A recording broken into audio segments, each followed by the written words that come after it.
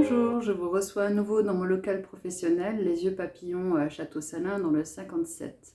J'aimerais vous rappeler en quelques mots mes activités. Donc j'y exerce de la formation, donc en présentiel et distanciel, ainsi que de l'accompagnement, du coaching, comme je vais tâcher de vous montrer un petit peu ma façon de travailler aujourd'hui dans cette vidéo, et des soins donc quantiques, donc avec différentes techniques comme par exemple la médiumnité qui serait mon point fort.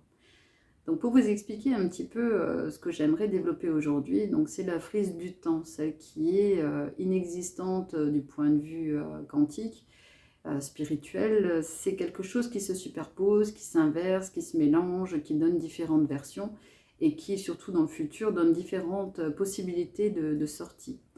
Donc dans l'instant présent, ça c'est quelque chose de rationnel et de palpable, hein, qu'on peut tous vivre tout de suite. Donc pour votre cas par exemple, vous êtes en train de regarder cette vidéo, peut-être elle vous plaît, peut-être elle vous plaît pas, peut-être qu'elle est un peu longuée ou je ne sais. Vous avez peut-être envie de zapper, d'arrêter ou de continuer ou vous donner envie d'aller plus loin sur d'autres thèmes. Par contre, si on parle de mon cas, je suis de l'autre côté de l'écran et j'ai donc les pieds frais au sol sur le carrelage. J'ai le contact, on va dire, de mon corps, donc je sais que je suis présente ici et maintenant, et je suis en train de travailler mon chakra de la gorge pour vous donner le maximum d'énergie positive et de rayonnement pour que vous puissiez recevoir ce message du mieux possible. Et mon cerveau, évidemment, est en train de se mettre en place pour pas que j'oublie mon texte déroulant qui est juste à côté. Donc je vais revenir sur le sujet du présent parce qu'il est extrêmement important en fait de savoir où on se trouve. Donc physiquement, moralement, énergétiquement, de savoir ce qu'on veut faire de son temps. Donc c'est quelque chose que l'on perd, hein, puisque finalement on est souvent dans les projections de fuite, donc soit vers le passé, soit vers le futur. Mais en tout cas dans le moment présent, il y a un choix à faire. Donc est-ce que vous avez envie de laisser passer toutes les possibilités, je vais dire, qui s'offrent à vous, donc de création finalement, ou est-ce que vous avez envie finalement de vous replier sur vous-même et puis laisser passer, je veux dire, ce que vous auriez pu réaliser, donc ne serait-ce qu'un moment de conscience pleine, hein, donc avec la méditation par exemple, où vous allez vraiment laisser venir vos émotions, les accepter, les digérer, les laisser passer, ou est-ce que vous avez envie de faire revivre des vieilles émotions ou des futures? Dans les vieilles émotions, on a par exemple dans le passé donc tous une histoire que l'on a gardée pour soi ou pour raconter, etc., pour transmettre. Mais en tout cas, c'est simplement notre vérité. Remémorez-vous un moment, admettons, d'anniversaire où vous avez eu beaucoup de public face à vous, donc la famille qui s'est rassemblée, voilà, les discussions de table, les choses comme ça, les échanges autour du gâteau. En tant qu'enfant, par exemple, vous allez recevoir, la plupart du temps en tout cas, les souvenirs qui correspondent à vos cadeaux.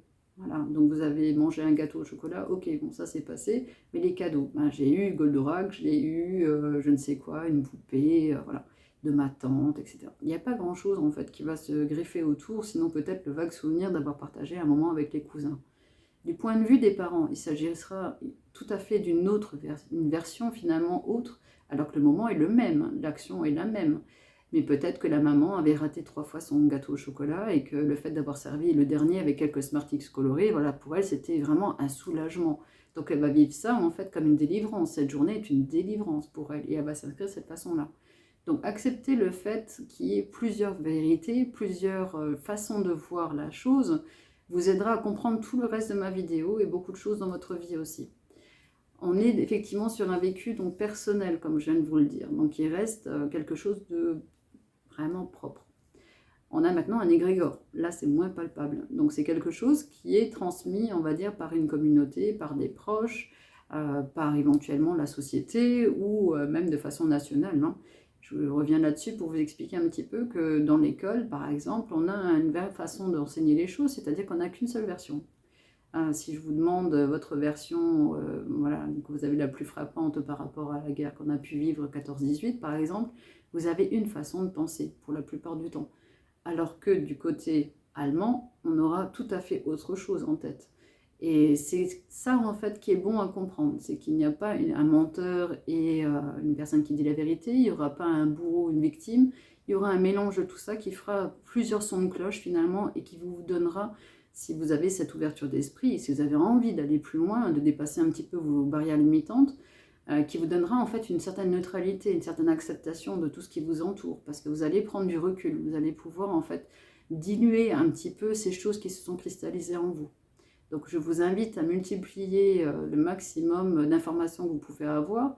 Ensuite, vous ferez votre tri, voilà, vous garderez ce qui vous fait vibrer en fait en vous, et vous aurez au moins les connaissances sur lesquelles on peut s'appuyer pour avoir une vraie conversation avec vous. Parce que si vous êtes dans un angle tout à fait obtus, très franchement, c'est on ou off. Hein. Donc si vous êtes sur une façon de penser, vous avez peu de chances que les gens vous suivent dans une conversation ouverte en fait. Hein. On va vous trouver effectivement trop figé, en fait, trop fermé à la conversation, et tout s'arrêtera de cette façon-là.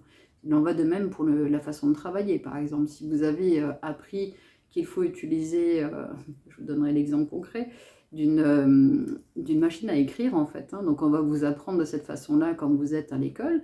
Si vous arrivez dans un bureau dans lequel on vous sort un ordinateur, que vous avez toujours cet esprit fermé, donc là ça fera sourire beaucoup de gens parce que ça n'existe plus, mais vous aurez en fait une vraie barrière qui va se mettre face à vous. Vous allez vous rendre compte que ça n'est pas possible d'avoir une seule méthode.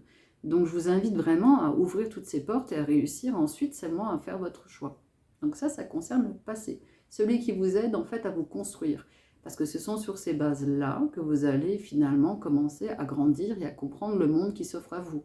C'est ce qui va vous donner aussi une vision de votre quotidien et de la projection qu'il y a. Éventuellement cristalliser des sentiments qui n'ont pas été digérés, des choses qui ont été figées. Donc je vous donne encore une fois des exemples d'une famille voilà, qui était en rivalité avec une autre dans le village parce qu'il y a eu des territoires voilà, qui ont été volés l'un à l'autre, enfin des histoires on va dire de paysans lorrains, donc qu'on connaît aussi. C'est quelque chose qui va rester toujours un petit peu amer en fait contre cette famille. À chaque fois que vous allez entendre le nom de famille, vous risquez d'avoir les poils qui se hissent en se disant non, bah là, voilà, c'est pas possible. Quoi. Enfin, je sais qu'il est comme ça parce qu'il a agi de cette façon. Donc ça, c'est les égrégores qui les ont nourris. Donc grandir avec son passé, à un moment, il est bon aussi de prendre un petit peu de recul, de se dire ok, moi je me construis toute seule. Peut-être que je fais une autre façon de penser, peut-être que j'ai une autre façon de faire, peut-être que c'est différent, peut-être que c'est mieux, moins bien, mais j'aurais essayé de faire autre chose. Et je reste vrai. Donc ce sont mes façons de penser propres. On arrive au futur. Le futur, c'est quoi? Le futur, c'est à la base incertain. C'est quelque chose, en fait, avec un potentiel, effectivement, qui est développé donc, avec son passé, son présent, mais qui pour autant n'est pas palpable dans l'instant. Donc on peut y greffer des choses très agréables, comme des fantasmes, des projections, des objectifs. Donc admettons, j'ai envie à 30 ans d'avoir construit une maison, j'ai envie d'avoir un emploi qui me permet d'être heureuse, j'ai envie d'avoir un labrador, voilà, et 3 petits chatons, enfin, on se met des choses comme ça très douces en tête, et puis quand on arrive à 29 ans et demi, on se dit, ok, bon, bah, j'ai pas réussi à cocher toutes les cases, en fait ma vie ça va pas, je vais tout changer. Alors là oui, il y a plusieurs possibilités, ou je claque tout et je recommence, ou alors effectivement je me donne le mal de faire le mieux possible avec ce que j'ai. Donc dans ce futur, effectivement, il y a une préparation. On est bien d'accord qu'il ne faut pas attendre la dernière minute que tout tombe du ciel. Dans cette préparation-là, il y a différentes choses à faire aussi.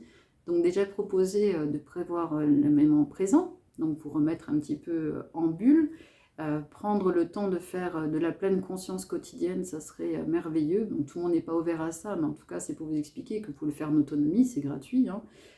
Et vous pouvez effectivement vous trouver une petite parenthèse dans la journée. Donc si elle est récurrente, vous avez en fait l'impression et ce sentiment qui s'installe que ça devient quelque chose qui vous appartient en fait, un moment que vous pouvez effectivement garder pour vous et qui va être quotidien. Donc vous avez presque hâte, je veux dire, d'y arriver le lendemain, de se dire ok, demain je me prends un quart d'heure rien que pour moi et je vais me poser, accueillir, donc comme je vous l'avais déjà expliqué, accueillir en bienveillance, sans avoir de ressenti, je vais dire négatif, mais vraiment tous vos sentiments de la veille par exemple, et essayer de digérer tout doucement, d'accepter ces choses-là pour finalement les mettre en évacuation et réussir à commencer une journée tranquille.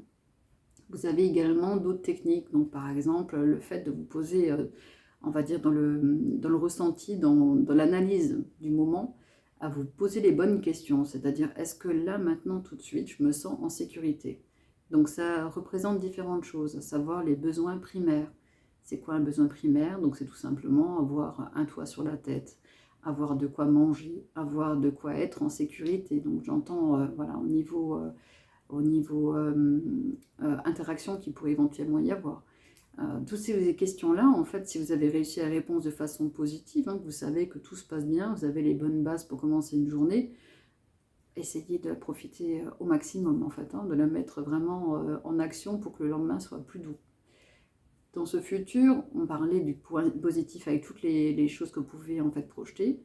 Et vous avez cette temporalité, je veux dire, qui est marquée dans l'agenda, où vous avez donc noté, par exemple, le mariage au mois de juin, l'anniversaire du petit loulou au mois de février, etc. Donc ce sont des choses que vous pouvez préparer pour préparer les cadeaux, pour préparer la décoration, les invitations, tout ce genre de choses. Donc qui reste très agréable. Et vous avez aussi daté vos dates éventuellement médicales. Donc des petits rappels qu'on aime moins. Donc ça, par contre, ça peut donner certaines angoisses. Donc, ils sont dus, encore une fois, à votre passé et les choses qui ne sont pas évacuées. Donc, par exemple, oh, j'ai rendez-vous chez le cardiologue le mois prochain. Donc, pendant un mois, vous allez avoir une certaine rumination qui va tourner là autour. Vous allez vous faire un ulcère, alors que si ça se trouve, il n'y avait rien de particulier. Donc, essayez encore une fois de revenir sur l'instant présent. Vous avez pris rendez-vous pour quelle raison? Est-ce qu'il y avait des alertes? Est-ce qu'il y avait des choses qui vous avaient mis en éveil, qui vous avaient fait comprendre qu'il y avait un problème médical ou qui pouvait en avoir un? Ou est-ce que c'est juste une visite de routine? Que ce soit l'un ou l'autre, finalement, vous n'allez pas forcément pouvoir changer le diagnostic. Donc, prenez ce recul. Dites-vous que pour l'instant, il n'y a pas de mauvaise nouvelle. Dites-vous que pour l'instant, vous avez d'autres choses à faire que de penser à cette date qui vient dans un mois. Ne laissez pas passer votre vie entre vos doigts. Hein. C'est comme essayer de retenir de l'eau, en fait, d'une rivière entre les mains. Vous ne pouvez pas tout gérer. Donc, dans le moment présent, vous pouvez gérer votre moment présent. Dans le futur, vous verrez à ce moment-là, ce sera votre présent et vous pourrez le gérer d'une autre façon. Mais prenez ce temps en fait de recul où tout simplement vous laissez passer les choses et vous les laissez arriver avec accueil. Vous avez également d'autres choses. Donc, comme je vous parlais des sentiments évacués, voilà, je vous ai mis l'alerte là-dessus. Et je vous donne la petite astuce, donc pour vous aider à vivre mieux. Donc, faites appel en fait à votre expérience de vie. Ayez confiance dans la vie, puisque c'est celle qui vous nourrit et c'est celle qui vous fait vivre tous les jours des expériences, des interactions et d'autres façons de faire. Vous avez cette possibilité de changer les choses. Ne vous laissez pas abattre en ruminant, ce sera le mot de ma prochaine vidéo. Essayez de sortir finalement de cette zone de tourment et mettez tout de côté. Donc faites confiance à vous aussi, hein, essayez de reprendre vos ressources personnelles de façon à pouvoir vous ressentir à nouveau vibrer, vivant et plein d'essor. Et essayez de faire les choses différemment. Donc même si par la suite il y a des choses qui arriveront, parce que de toute manière vous n'arriverez pas à les changer, comme je viens de vous l'expliquer, si ces choses arrivent, admettons, vous avez moins les moyens financiers par exemple, c'est quelque chose que vous savez, vous allez arriver en retraite et vous êtes déjà en train d'angoisser parce que vous savez que vous ne gagnerez que 800 €. Peut-être que cette occasion, je pèse mes mots, cette occasion vous permettrait en fait déjà maintenant de comprendre qu'il y a une autre façon de vivre, peut-être plus sain